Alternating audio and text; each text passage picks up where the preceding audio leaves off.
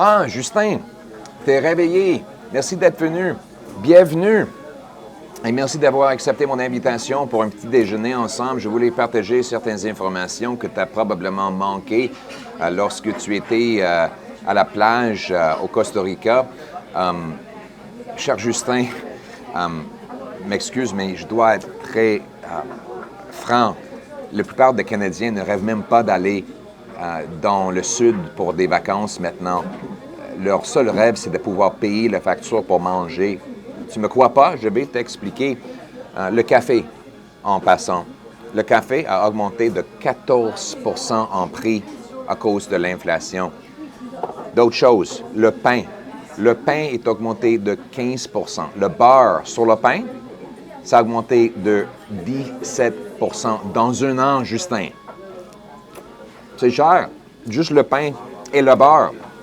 Les œufs, 16 % Et le lait, si on veut mettre lait dans le café, ça a augmenté de 7 % dans un an.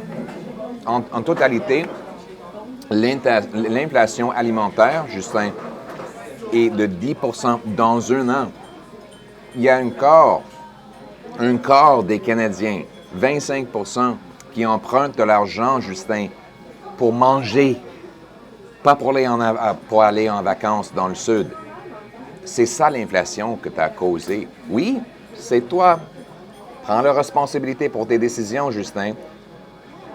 Je sais que tu as augmenté les taxes sur l'énergie avec cette taxe de carbone qui n'a rien fait pour l'environnement. Ça a augmenté le prix de l'essence et de diesel, ce qui rend ça plus cher pour nos agriculteurs et nos camionneurs qui produisent et qui livrent notre nourriture. Oui. Et pour les petites entreprises, les augmentations de taxes, les restaurants doivent les payer, ce qui augmente les prix aussi. Tu as imprimé aussi 400 milliards de dollars pour financer tes déficits exorbitants. Ça veut dire plus d'argent qui achète moins de produits, ce qui augmente le prix. Permets-moi de l'expliquer de façon très simple. Si on a 10 morceaux de pain et 10 $ dans l'économie, ça coûte 1 $ pour chaque morceau de pain. Mais Justin, si tu doubles le montant de la monnaie dans l'économie à 20 $ et tu as toujours 10 morceaux de pain, ça coûte 2 $ pour chaque morceau. Donc, c'est ça l'inflation monétaire. Je sais que tu n'aimes pas penser à la politique monétaire, mais ça a les conséquences. Quand on imprime l'argent, on cause de l'inflation. Et comme je viens de dire, cette inflation nuit aux gens les plus pauvres. Donc, c'est quoi ta solution? Maintenant, tu veux encore punir nos agriculteurs avec une réduction dans leur engrais de 30 %, d'un tiers. Cher ami, moins d'usage d'engrais réduit la production de nourriture pour chaque acre. Ça va forcer les fermiers d'utiliser davantage de terrain et utiliser davantage de diesel et d'autres énergies pour traverser et pour se transporter plus loin.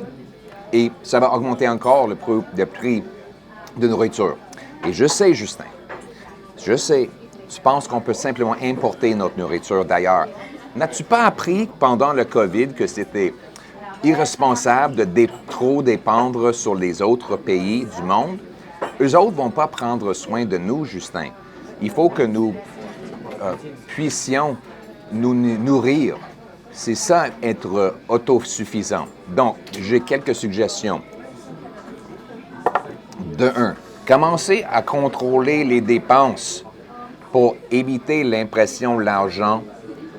Ça veut dire une loi, 1 $ pour 1 $. Chaque fois que le gouvernement fédéral ajoute un autre dollar de dépenses, il devrait réduire par 1 $ ailleurs.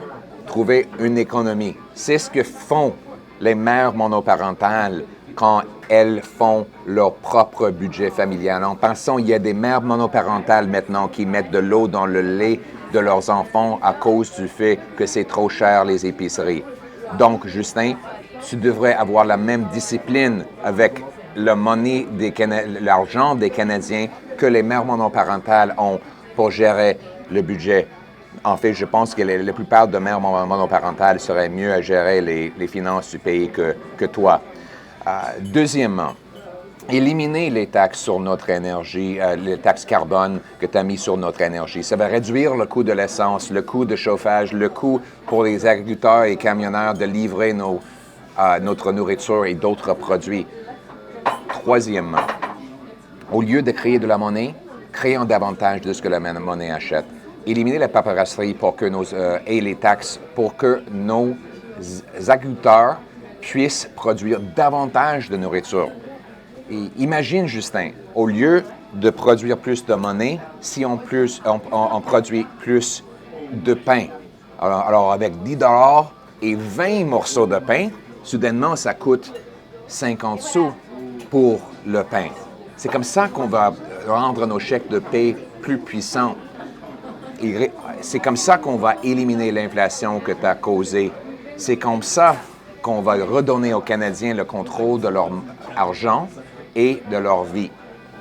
Mais ça ne va pas être facile, ça va prendre le gros bon sens. Tu vas devoir renverser les politiques et tu vas devoir faire du travail ici au Canada au lieu de simplement voler partout au monde avec l'avion que les Canadiens financent. Justin, il faut que tu te réveilles et que tu sentes le café.